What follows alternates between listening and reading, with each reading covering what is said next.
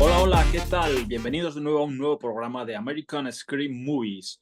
Pues sí, hoy tenemos una entrevista muy particular y muy especial y contamos con el director de cine Alejandro Suárez Lozano, vasco, de Baracaldo, ¿no? Afincado ahora mismo en Estados Unidos y bueno, autor de su primera película, que es, algunos ya la conoceréis, que es Kepler Sexto B, ni más ni menos.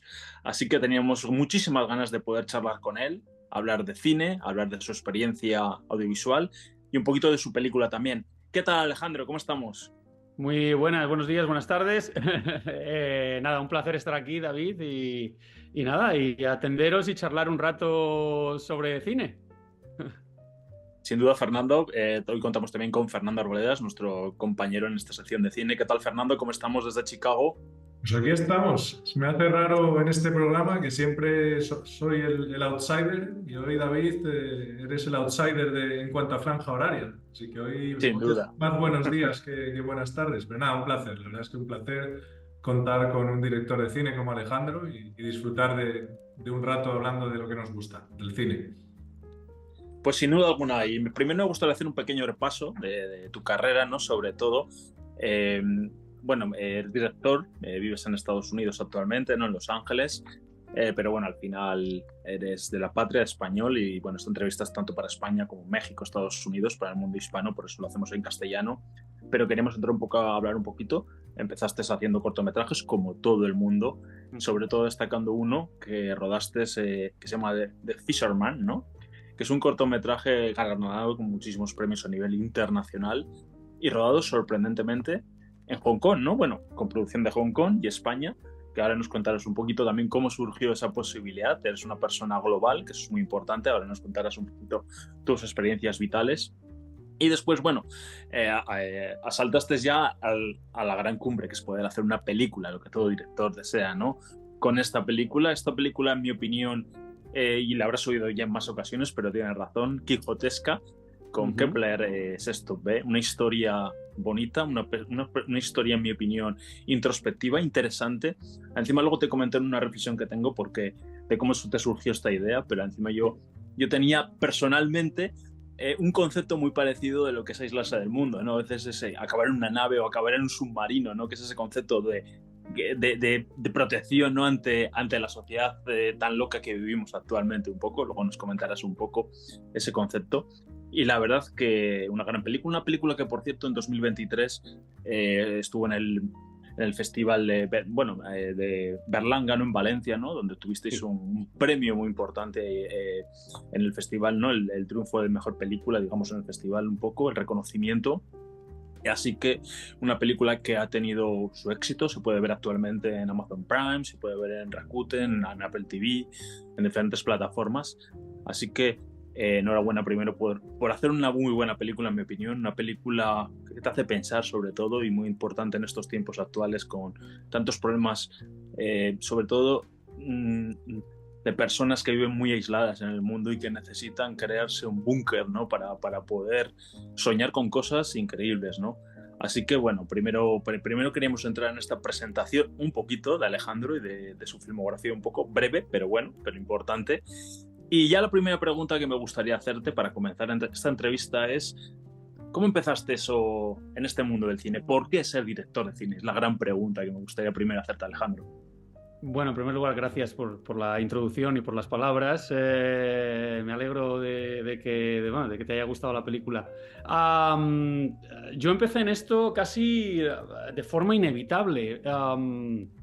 Yo crecí, mi padre hacía cortometrajes de Super 8 ya en los años 70.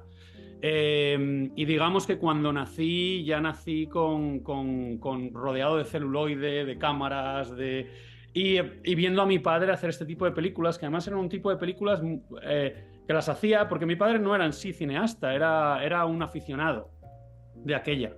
Y hacía este tipo de películas que hacía los fines de semana con amigos, en los cuales justamente pues hacía una nave espacial en una cocina, un submarino en el cuarto de baño, y juntaba a los amigos y a la familia y se lo pasaban increíblemente bien. Y yo era como la mascota, porque desde que era... O sea, tengo fotos con las cámaras de mi padre con 1 año.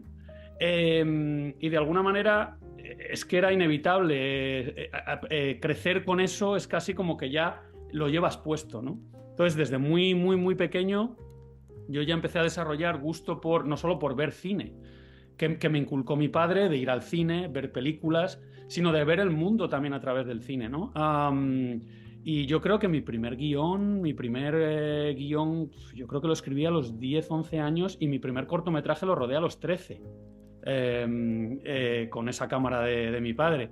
Entonces, claro, ya era para mí, era cada verano, era pasármelo bien, disfrutar, descansar del cole y escribir algo y rodar algo. Ese era siempre mi... Entonces ha sido una afición que es que he nacido prácticamente con ella, con lo cual era inevitable. Luego más tarde empecé a trabajar profesionalmente en ello, me gustaba mucho dibujar y entonces entré un poco en la parte, digamos, técnica de dibujar los storyboards para otros directores y esa fue mi escuela. Yo nunca estudié cine porque, no por nada, sino porque como había estado ya en rodajes, lo había visto, era como que me apetecía formarme en otras cosas que me diesen una visión más extensa del mundo, ¿no? Porque el cine como que ya me lo había estudiado yo, ¿no? De alguna manera. La Y mejor ese fue un escuela es poco la el práctica, comienzo. ¿no? Siempre se dice, ¿no? Un poquito, ¿Perdón? ¿no?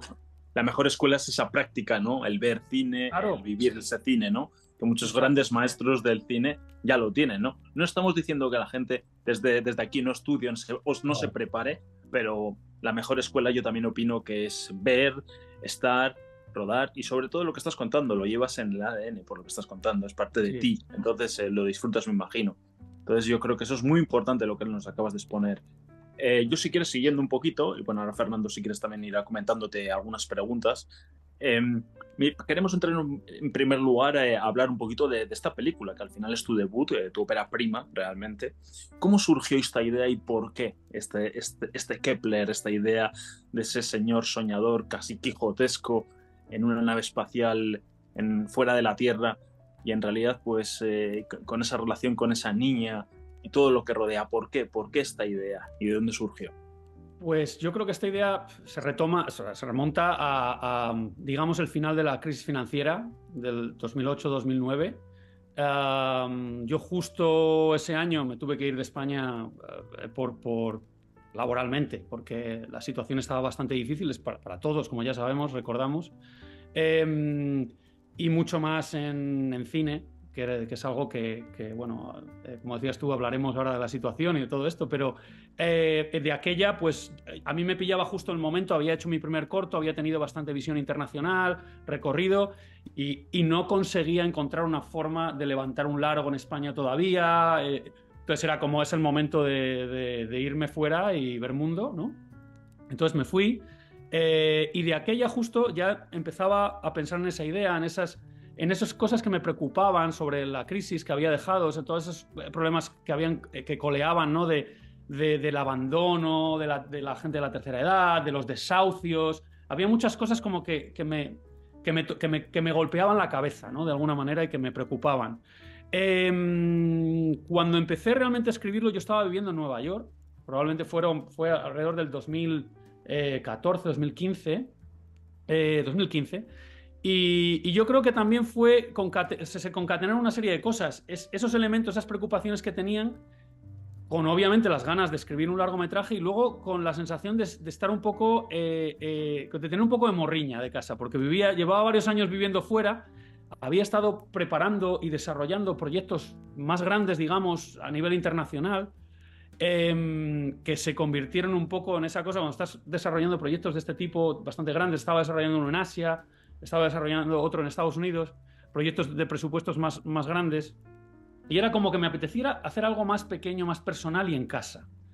Y de esa manera, digamos, que concatenando esos elementos, mis preocupaciones sociales y luego mi gusto por el cine de ciencia ficción y de género, se juntaron, como que se juntó toda una especie de pota que parecía imposible de hacer un caldo, y al final surgió, ¿no? Y surgió Kepler Sexto B de esa manera, y la verdad es que surgió de una manera en la cual yo hay veces cuando escribo, suelo escribir las historias que suelo acabar, porque empiezas muchas que no acabas, pero son en las que te encuentras cómodo.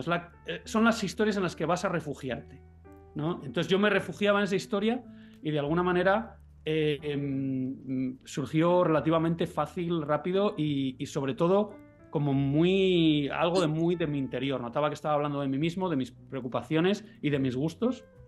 Y así surgió, pero yo diría que empezó en 2015-2016. No, qué bueno. Yo quería ahondar un poco, me interesa cómo es trabajar con un actor como Carra. Al final es un actor muy entrañable, bastante conocido por películas como Ocho apellidos vascos, 100 metros. ¿Cómo fue el empezar a trabajar con él y durante el rodaje, si nos puedes contar pues, anécdotas personales o básicamente la forma de trabajar de este actor tan entrañable? Pues en primer lugar con Carra es una historia curiosa porque yo le conocía ya. Había trabajado justamente la época en la que yo estuve haciendo storyboards, hice el storyboard, trabajé para él, haciendo el storyboard de su película Torapia. Eso fue en el 2005, alrededor, por ahí. Con lo cual le conocía hace 20 años y habíamos trabajado juntos y yo ya más o menos sabía por dónde iba, qué tipo de persona es. Y bueno, y teníamos esa relación, ¿no? Con lo cual, bueno, pues fue relativamente fácil porque había una conexión entre los dos. Y luego, además, yo creo que Carra, cualquiera que vea la película o incluso antes de ver la película, lees el guión y era como... Es difícil pensar en otro actor para interpretar a un Quijote como es este personaje, una especie de Quijote espacial, social, que Carra Lejalde. Es decir, es que en el momento que le ves dices que no hay otro. Entonces, en ese sentido fue fácil de imaginarle, ¿no? Y luego una vez que entró, le gustó el guión, le gustó el personaje, él ha dicho muchas veces que uno de los personajes que siempre le hubiera gustado y le sigue gustando si pudiese interpretar es el Quijote de Cervantes, ¿no? Y yo creo que esto ha sido una de las cosas más cercanas a ello.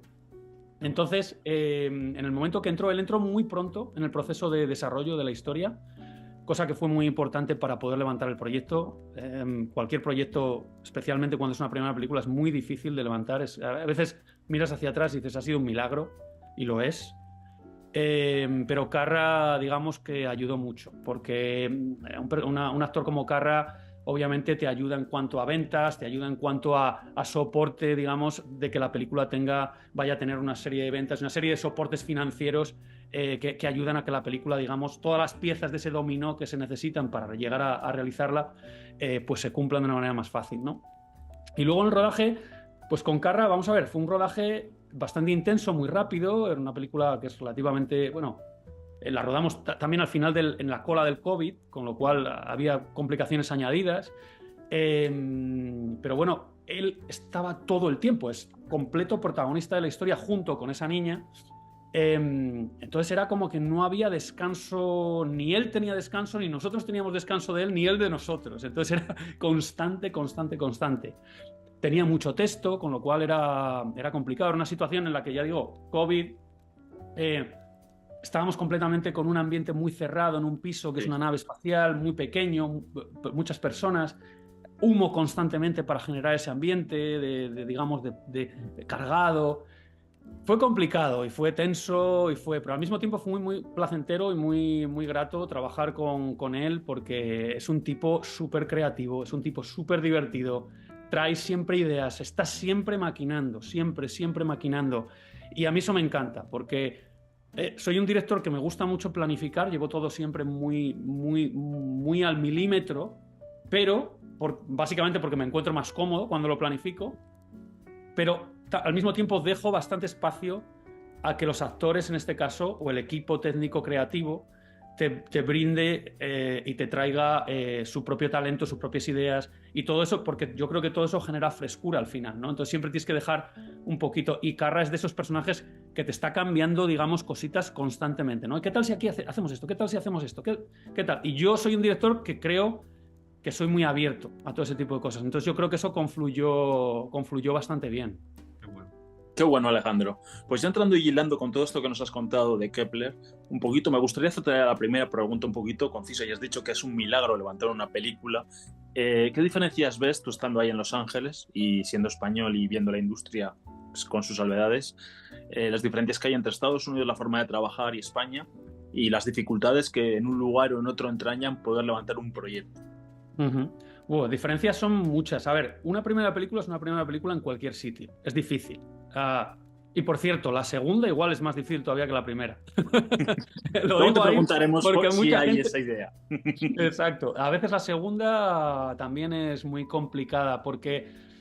Pero vamos a ver, la diferencia fundamental entre España y Estados Unidos es la forma de financiar la industria. Esa es la principal diferencia. Es decir, estamos hablando de que en España, en Europa, tenemos un cine que siempre se ha dicho, bueno, que es fundamentalmente, depende muchas veces, no fundamentalmente, y ahora hay oportunidades, pero es un cine que depende mucho de la financiación pública, ya sea...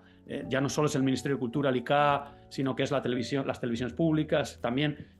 Entonces, este modelo cambia mucho en cuestión a cómo funciona la financiación en Estados Unidos, que es fundamentalmente privada, en la cual, pues, tú tienes, obviamente, tú al final, tu paso siempre es pasando por un productor o por una productora que le gusta tu proyecto, le gusta tu perfil y el cual puede levantar esa financiación de una manera o de otra. Al final, para nosotros como escritores, directores, nuestro paso casi siempre principalmente es un productor-productora. Es decir, que confía en ti, que ve tu potencial, que ve tu visión, que le gusta tu proyecto fundamentalmente y que ve la posibilidad de poder financiarlo y que eso al final se realice y genere una pieza ya sea de arte, de entretenimiento o de ambas cosas, ¿no? Luego... Otro factor que es evidente entre Estados Unidos y España son los presupuestos. Claro, estamos hablando de que en España una película media pueden ser 2 millones de euros, 1,5 millones, 2 millones de euros, media. Las hay de 4 y de 5 y las hay de 700.000 o de 500.000 euros. Pero, y aquí en Estados Unidos estamos hablando de que una película media es de 30, 40 millones. Entonces... Otro planeta. Claro. Ahora bien, la situación de la industria es rara. Ahora mismo es una situación bastante rara, particularmente en Hollywood. Yo creo que la pospandemia está coleando mucho. Ha habido una explosión con las plataformas muy grande que venía de antes de la pandemia, pero la pandemia lo ha sobredimensionado porque, claro, no se puede ir al cine. ¿Qué eres, Alejandro, de cine tradicional, ir a las salas de cine o no estás en... Bueno, sabes que hay un debate importante ahora mismo de grandes nombres apostando solo por ir a las salas de cine y otros, en cambio, pues diciéndole no, que da igual, que podemos estrenar directamente en televisión y en las plataformas. ¿Tú qué opinas de todo este mare magnum y batalla que hay? Bueno, si me preguntas mi opinión personal, lo que a mí me gusta, yo prefiero ir al cine. O sea, yo siempre que puedo ir al cine, voy al cine. Porque, vamos a ver, la experiencia es una cosa que es muy difícil de explicar y yo creo que a veces da pena, ¿no? Porque las generaciones van cambiando, los hábitos cambian, pero claro, para mí es casi una experiencia religiosa ir al cine. Es decir, da igual además qué tipo de película, no concibo el cine por ser una película más comercial, más grande, más presupuesto, tiene que ser en el cine y una película más pequeña puede ser en casa. No. Para mí cualquier tipo de película creo que cuando la ves en el cine cambia completamente, cambia porque yo creo que es una comunión social, es decir, es el hecho de verla no solo más grande, porque hoy en día yo tengo un proyector que tengo de 150 pulgadas en casa y me veo las pelis, genial, pero no es lo mismo. No es lo mismo. O sea, el compromiso que tú haces cuando entras en una sala, pagas tu entrada y la ves con un público que no conoces. Hay una especie de transmisión que no sé explicar. Ya digo, es casi metafísica. Hay algo que se transmite cuando la estás viendo con público. Dicho esto, es muy triste ir al cine ahora mismo y compartir una sala con 2 o 3 personas. Es muy triste. O sea, a mí se me cae a veces que se me quitan las ganas de ir porque digo, es que me da pena. Es que me siento triste en la sala. Y esto es algo que desgraciadamente viene pasando desde antes de la pandemia. La pandemia fue como la estocada las plataformas han explotado porque es una nueva forma de ver cine, que no estoy en contra de ella, ¿eh? Una cosa es que me guste más el cine. No estoy para nada en contra de las plataformas. Creo que están haciendo su labor y es una nueva forma de ver cine. Y cuando digo cine o series, odio llamarlo contenido porque hay cosas que hay que decirlo. Hay cosas que son contenido. Hay demasiadas cosas que son contenido. Pero en general, poder ver una película, una serie en una plataforma, al final yo como cineasta también tengo que reconocer que a mí lo que más me interesa es tener público, es que la vea la gente, sea como sea que una película sea vista. Porque otra de las cosas que da mucha pena es hacer una película con el esfuerzo que requiere, el tiempo que requiere, la sangre, sudor y lágrimas que requiere, los sacrificios personales, todo, y el amor y la pasión que pones, y que luego la vean 3 personas. O sea, eso sí que es mortal, porque es una forma de decir, hay veces que te planteas, dices, bueno, ¿para qué haces esto, no? Tiene sentido que hagamos esto si no hay público, ¿no? Entonces es el gran caballo de batalla, yo creo, que de los cineastas a la hora de decir cine o plataformas. Sinceramente, yo prefiero ir al cine, pero yo no puedo obligar a nadie a que vaya al cine. Me gustaría que hubiese una promoción mayor de las salas del cine, que no se rompiese ese hábito, que se volviese, digamos, a ayudar, y cuando digo, porque no me gusta tampoco la palabra educar, pero ayudar a las nuevas generaciones a valorar eso. Y creo que, en cierto modo, se está intentando volver a hacer. Aquí en Estados Unidos, bueno, pues se ha visto este año con el fenómeno de Oppenheimer y Barbie, Sí. que ha sido maravilloso, Dune, Part 2, pero ¿qué pasa? Que son grandes películas, son grandes presupuestos, se puede hacer porque son eso. Dile a la gente que vaya a ver una película independiente al cine, es complicado. Bueno, ahora ha pegado una sorpresa Civil War de A24, cosa que me alegro. También es una cosa que ahora políticamente en Estados Unidos el tema de la guerra civil y todo esto está como muy candente porque va a haber nuevas elecciones, con lo cual yo creo que al final es una cuestión de promoción, hay que gastar dinero en promoción y es inevitable. O sea, lo que no se puede hacer es una película y no hacer promoción, porque entonces la gente no la ve. O sea, eso es evidente. Y eso pasaba antes y pasa ahora.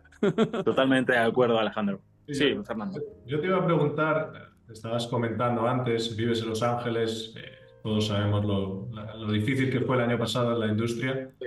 ¿Cómo viviste en Los Ángeles esa crisis que se vivió en la industria de Hollywood? O sea, parece un tema interesante desde alguien que ha vivido ahí dentro. Pues fíjate, lo curioso de esto es que, bueno, yo he vivido muchos años en Nueva York antes de la pandemia. De hecho, yo me fui a España para hacer Kepler.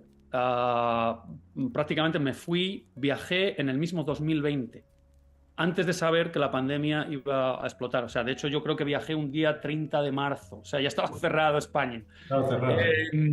Y me fui con la película, todavía no tenía un green light, digamos, no se había probado completamente, pero estaba en un desarrollo muy firme.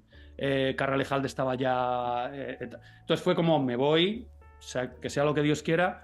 Y claro, lo que iba a ser un año y medio de desarrollo, preproducción, producción de la película, se convirtió en 3 años con la pandemia. Entonces yo me quedé varado, digamos, 3 años en España por la pandemia, por la película y por todo esto. Siempre con la idea de volver a Estados Unidos, porque yo tenía aquí contactos, había estado desarrollando un par de películas, lo que pasa es que, claro, la pandemia paró todo.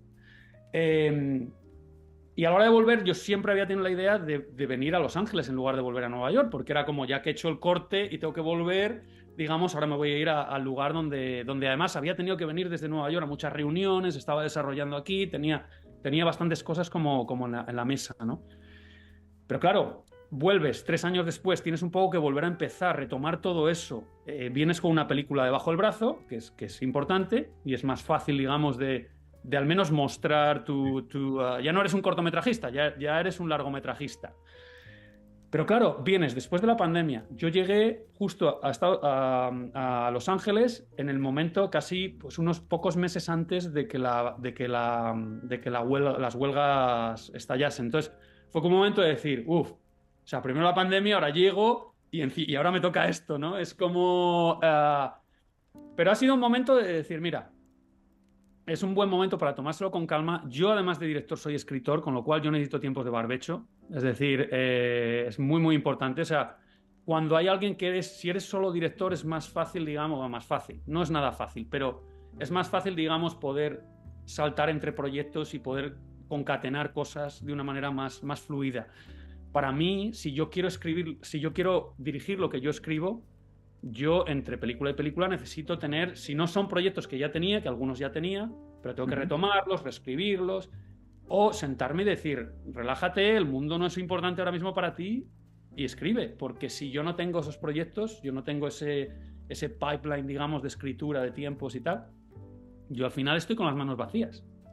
Entonces yo ese tiempo, este año, básicamente, prácticamente me lo he tomado para poder retomar, poner proyectos digamos, en posición de salida y hacer contactos y poder retomar contactos previos a la pandemia.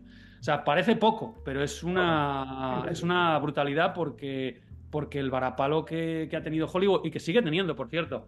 Hollywood todavía no está levantando la cabeza como debería o como nos gustaría, ¿no? Hollywood está ahora mismo todavía resintiéndose porque las huelgas, sinceramente, una cosa que yo creo que mucha gente no ha entendido es que no son la consecuencia o no son la enfermedad de la industria, han sido un síntoma más de algo mucho más profundo, de una crisis más profunda. Es una crisis de concepto, es una crisis de industria, es una crisis de financiación, sinceramente, es una crisis de financiación. Ahora mismo, ¿qué ha pasado? La gran guerra de plataformas, de contenido, de todas peleándose por tener el máximo. Hay una sobreproducción que por un momento parecía que la industria estaba boyante, y en cierto modo lo estaba, pero también era una burbuja muy gorda que yo creo que amplió y se infló totalmente ya con la pandemia. ¿Y qué pasa? Que ahora ha hecho ¡puc! Un poco como la inmobiliaria pasó en nuestra época, es un poco parecido. Lo que pasa es que ahora de repente las plataformas, digamos, que han quemado ciertas ventanas de financiación del cine y del audiovisual, como es el cine, como es los tiempos entre alquiler, el físico, todas estas cosas eran la Biblia de la financiación. Totalmente. De una película o de un producto audiovisual. ¿Qué pasa? Que ahora hemos acostumbrado, y digo hemos, me incluyo en la industria, pero hemos acostumbrado al público a tenerlo todo de golpe, en streaming, y hemos cambiado, digamos, esos hábitos. ¿Qué pasa? Que de repente parecía que estaba todo bien porque estaba en la guerra, pero el problema es que de repente las streamings se han dado cuenta de que, oye, que no estamos haciendo tanto dinero como pensábamos. Claro. Y ahora ¿qué hacemos? Subimos suscripciones, ponemos publicidad. Espera, que lo siguiente será las permanencias. Ya lo veréis. Sí. Va a llegar porque no hay forma. Parece que hacen mucho dinero, pero no es tanto si comparas con el gasto que hacen. O sea, Netflix, por ejemplo, es que se gasta 300 millones en una película. No en una, en 5. Es que es muy difícil que eso tenga... Es decir, que el círculo de financiación y beneficios cuadre. Sea rentable. Exacto, sea la rentabilidad, exacto. Y Alejandro, ya entrando, el gran tema. Y en esta crisis te quería preguntar, sobre todo, y por esa huelga que has comentado, ¿qué opinas de todo esto que está ocurriendo con la tecnología y la inteligencia artificial? ¿Y cómo crees que puede cambiar la industria también muchísimo en la próxima década? Por no irnos más al futuro, ¿no? Bueno, yo creo que nos tenemos que acostumbrar a que está aquí para quedarse. Las cuestiones éticas son complicadas. Yo creo que me voy a ceñir a una nota que hizo Nolan, precisamente Christopher Nolan, sobre la inteligencia artificial, y creo que estoy totalmente de acuerdo con él a nivel conceptual. Y es que la AI, la inteligencia artificial, es una herramienta. En cierto modo, como lo fue Internet cuando llegó, es una herramienta más y obviamente tendrá sus usos, buenos usos y malos usos. Y yo creo que lo que tenemos que hacer es tratar de no endiosarla. Es un poco lo que dijo Christopher Nolan, porque yo creo que a veces el problema es el ser humano y no la tecnología. Dicho esto... La mayoría de las ocasiones. Sí. Claro, sí, exacto. Dicho esto... A ver, yo no creo que la inteligencia artificial vaya a ser Skynet, ¿vale? No creo que llegue a eso. Dicho esto, es evidente que ciertos trabajos van a peligrar. O sea, esto es evidente. O sea, no estoy intentando de blanquearla ni de todo lo contrario. Creo que efectivamente se van a perder trabajos, creo que van a haber procesos que se van a abaratar, y esto al final grandes empresas van a decir, bueno, pues si yo tengo esto me cuesta menos, pues es lo que hay. Entonces, bueno, yo creo que va a haber un proceso de adaptación, un proceso de saber cómo utilizarla y para qué. Porque esa es la cuestión. Ahora mismo hay como un borboteo de cosas y no sabemos muy bien. Dices, bueno, es que hay vídeos, salen vídeos y dices, esto va a ser el futuro esto, ¿no? El crear imágenes generadas. ¿Quién lo sabe? Parece que yo creo que va a haber industrias como, por ejemplo, me preocupa mucho la industria de los efectos especiales, por ejemplo. Yo creo que va a sufrir bastante, ya venía sufriendo, pero es una industria muy cara. Y que inevitablemente ese tipo de industrias van a sufrir más. Por ejemplo, en España el doblaje va a sufrir mucho. Pero a la larga yo creo que lo que tenemos que hacer es intentar regularla, y esto es algo que en Europa es más fácil porque siempre, siempre ha habido más regulación, más protección, y en Estados Unidos no hay regulación ninguna. O sea, aquí aquí gana el dinero y cómo puedas abaratar. Al mismo tiempo es un país en el cual la no regulación hace que haya muchas oportunidades laborales a muchos tipos, pero claro, es un círculo que beneficia a unos y perjudica a otros, entonces depende de en qué lado Claro. te toca. Entonces es muy Entiendo, complicado. entiendo. Lo que yo creo es que tenemos que estar abiertos también a no tener miedo a explorarla. Es decir, no Totalmente. negarla tampoco, porque tampoco va a ningún sitio. Es decir, vamos a ver qué nos ofrece esta herramienta a nivel de cine. Pues, por ejemplo, desde mi punto de vista, ¿no? Que puedo hablar más desde el punto de vista de guión. ¿Me preocupa? Sí, claro, porque es que ya empiezas a verlo. Empiezas a ver ya guiones que dices, esto lo ha escrito una inteligencia artificial. O sea, digas, es O el que famoso algoritmo de Netflix, ¿no? Que tanto se habla, ¿no? igual, el algoritmo, todo. Es que es todo al final. Yo creo no sé cómo decirte. El problema es que también hay veces que dices que también hay seres humanos que están escribiendo como inteligencia artificial y dices, es que al final el problema no es la inteligencia artificial, el problema es que no se está primando la calidad. Sí. Ese es el problema. O sea, para mí ese es el problema. Te La lo compro, inteligencia Alejandro. artificial solo es una herramienta. Pero es igual si contratan a alguien que escribe pues arquetipos y tiene una fórmula y dice, yo escribo bajo esta fórmula. Y pum, pum, pum, y dice, y ves todas las películas y dices, es que son todas iguales, son todas iguales. Es lo mismo. O sea, al final no es muy diferente. La inteligencia artificial lo que hace es tener, bueno, pues ese algoritmo, esa forma de captar la información, desarrollarla y ponértela. Es una especie de Google. Sinceramente, yo la forma en la que lo utilizo, lo poco que lo he utilizado, es casi como un Google más sofisticado. Sí. Yo lo utilizo a modo de investigación, a modo de contraste.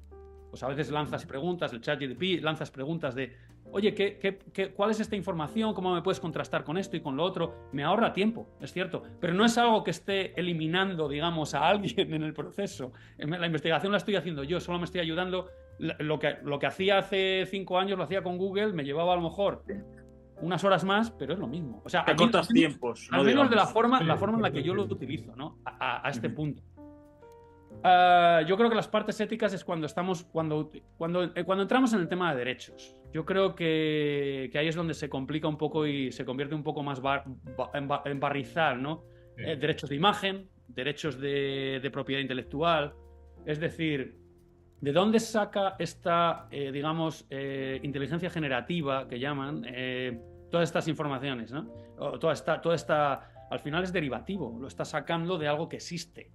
Entonces, ¿cómo gestionar eso? ¿Cómo ser justos a la hora de valorarlo? Porque, bueno, luego también puedes decir que todos bebemos de fuentes, todos tenemos inspiraciones, todos... O sea, ¿cuándo es una inspiración, cuándo es copia? Es muy difícil. Para mí es una cosa... Muy complicado, Alejandro. de...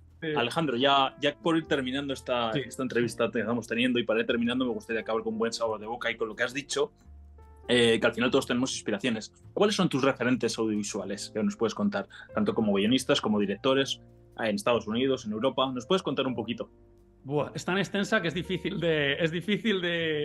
digamos, de poner en una frase. En una balanza, ¿no? Sí, bueno, pues además es que me gustan, tengo influencias muy variopintas, me gustan muchos géneros. O sea, puede parecer que cuando ves The Fisherman, mi corto, Hidden Soldier, mi corto anterior, o Kepler, hay una tendencia hacia el género, y lo hay.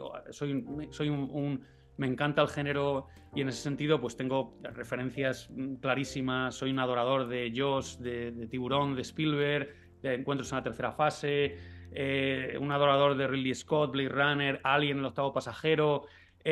Pero luego me gustan mucho directores variopintos, me gusta mucho Danny Boyle, pues justamente por los cambios de género, me gusta mucho porque yo mismo salto de género. O sea, para mí el cine es personaje.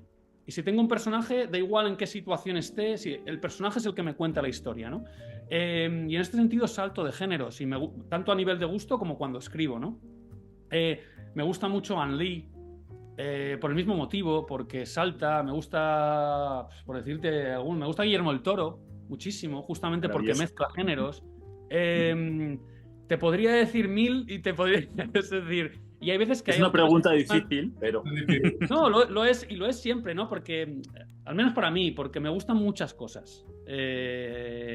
Entonces es difícil, pero las referencias a veces, bueno, pues son así. Hay veces que las referencias las mueves más en función del tipo de película o el tipo de historia que quieres contar, que casi a nivel general, ¿no? Yo soy de esos que a veces me pongo a escribir la lista de mis películas favoritas del siglo XX, de lo que llevamos de siglo.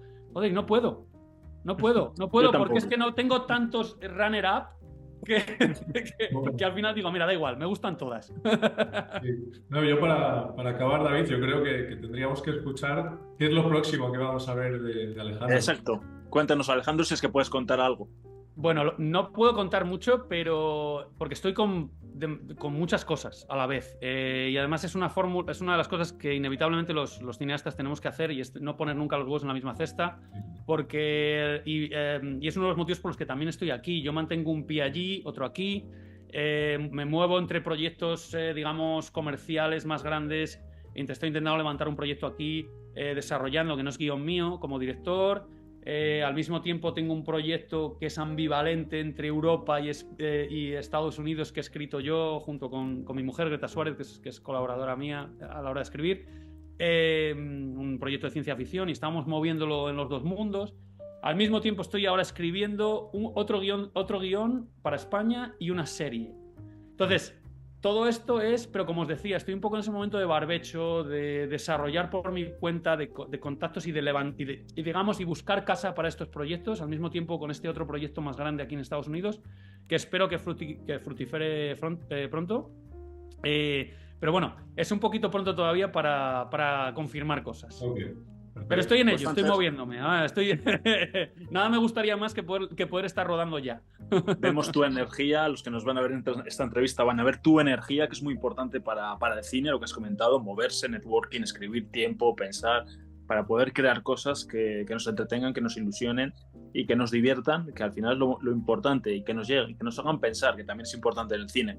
La verdad es que ha sido un auténtico placer esta charla de cine, Alejandro, charlando un poquito de todo, desde la experiencia de una persona que ya ha dirigido cine, desde la experiencia en España, desde la experiencia en Estados Unidos, que es muy importante y un gran referente para muchos cineastas. La verdad que un auténtico placer y mucha suerte en esos proyectos. Esperamos poder seguirte y, ¿por qué no?, hacerte en el futuro una entrevista con alguno de estos proyectos y que tenga muchísimo éxito. Por supuesto, cuando queráis, el placer ha sido mío y lo dicho, por aquí estamos. Pues bueno, pues muchas gracias, lo dicho, acabamos este programa de American Screen Movies y recordad suscribiros al canal, darle like, no cuesta nada. Y bueno, seguimos con cine y bueno, en nuestro canal sabéis que hacemos muchísimas más cosas, pero bueno, nos vemos, hasta luego, gracias. Venga, adiós.